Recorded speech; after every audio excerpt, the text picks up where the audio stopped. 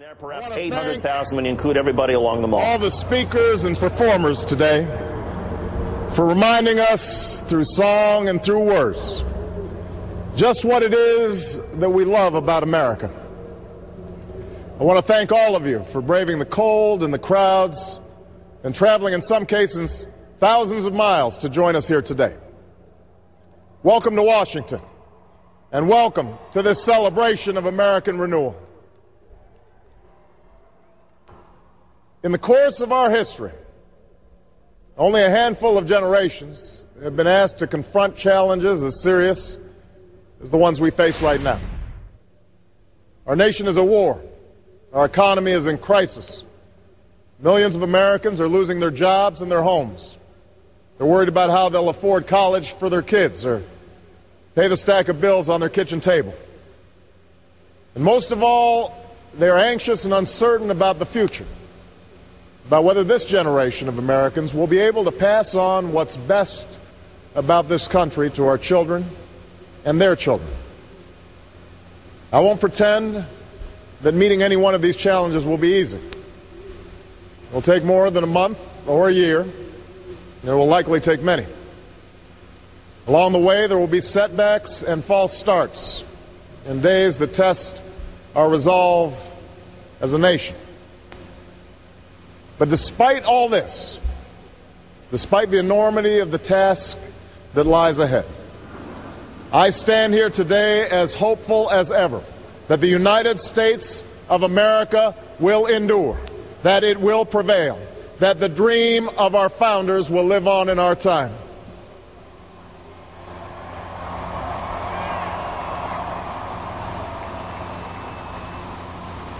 What gives me hope is what I see when I look out across this mall.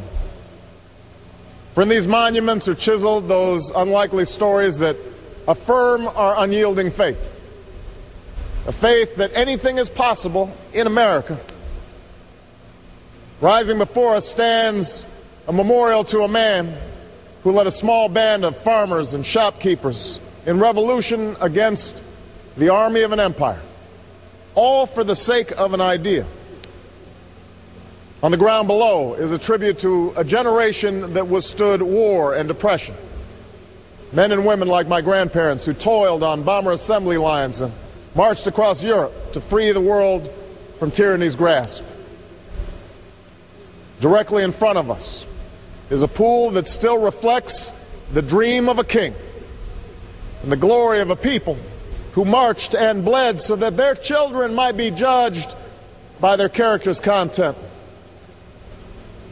And behind me, watching over the union he saved, sits the man who in so many ways made this day possible. And yet, as I stand here today, what gives me the greatest hope of all is not the stone and marble that surrounds us, but what fills the spaces in between. It is you, Americans of every race and region and station, who came here because you believe in what this country can be and because you want to help us get there.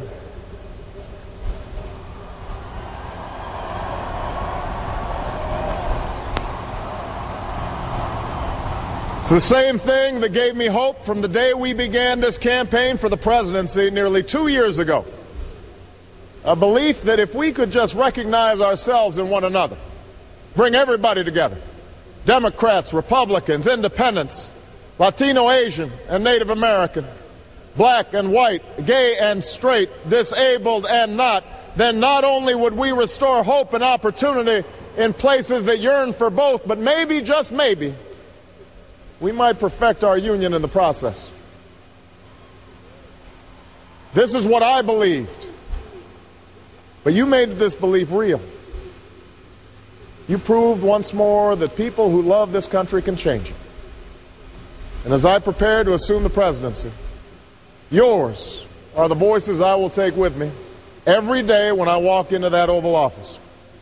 The voices of men and women who have different stories, but hold common hopes, who ask only for what was promised us as Americans, that we might make of our lives what we will, and see our children climb higher than we did.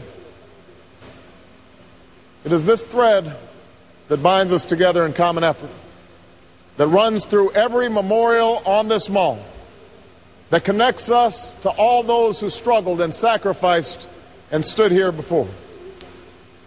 It is how this nation has overcome the greatest differences and the longest odds, because there is no obstacle that can stand in the way of millions of voices calling for change. That is the belief with which we began this campaign, and that is how we will overcome what ails us now. There is no doubt that our road will be long, that our climb will be steep, but never forget that the true character of our nation is revealed not during times of comfort and ease, but by the right we do when the moment is hard. I ask you to help reveal that character once more.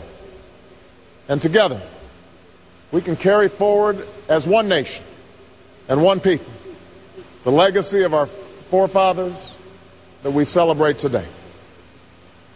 Thank you, America. God bless you.